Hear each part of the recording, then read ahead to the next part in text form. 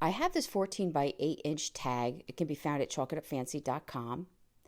And I'm going to start by applying our Wise Owl primer. The reason we do this a lot with unfinished wood is so that there's no staining in the end as it will bleed through. This is our tissue paper, Farmhouse Projects. And I'm just going to be using the striped area at the bottom. This too can be found at chalkitupfancy.com. Once I cut the strip off, I was able to cut it into 2 pieces. And now I'm covering our board with 1 hour enamel. I'm using a Gen foam brush. You can get them at pretty much any hardware store.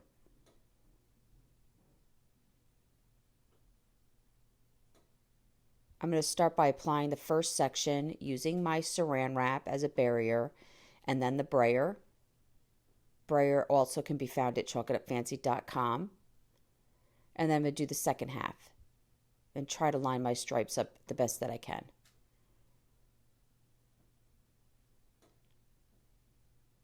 Again, the saran wrap, the brayer, and this just helps make sure that your tissue paper makes full contact, and it does help take out wrinkles.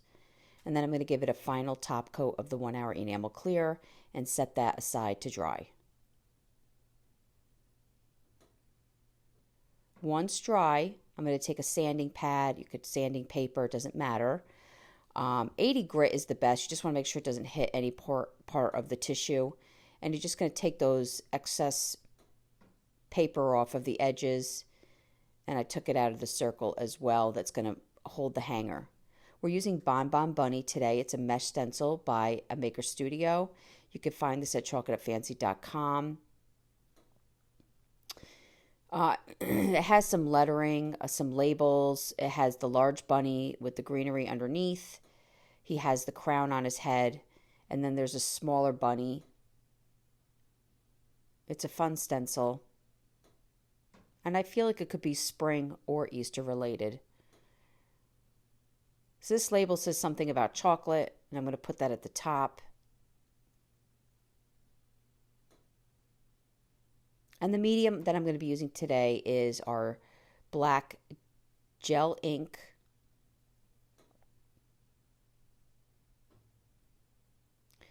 Once you lay your stencil down, you just want to rub your fingers over it and make sure that it's made full contact.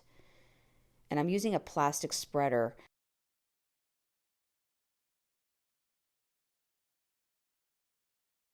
When I don't have a whole lot of edge, to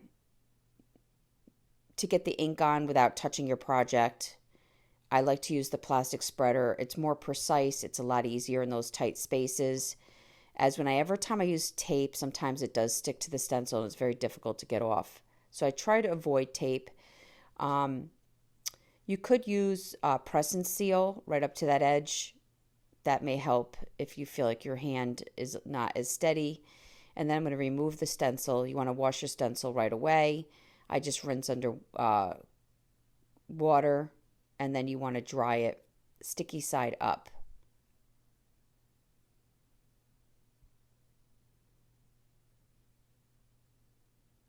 I'm going to use the same process with the upper stencil.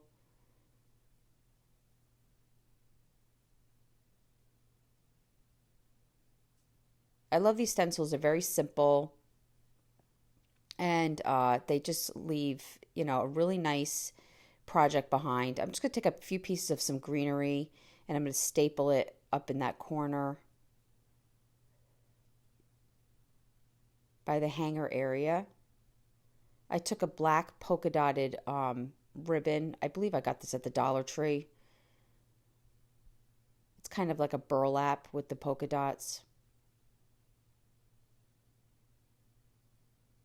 And then I glued that just below the hanger hole. And then I just added some rope in there. I really hope you enjoyed this video. For other tutorials, go check us out on YouTube. You can now watch all our videos at chalkitupfancy.com. For any paint products, tissue paper transfer, or mesh stencils, chalkitupfancy.com. Thank you so much.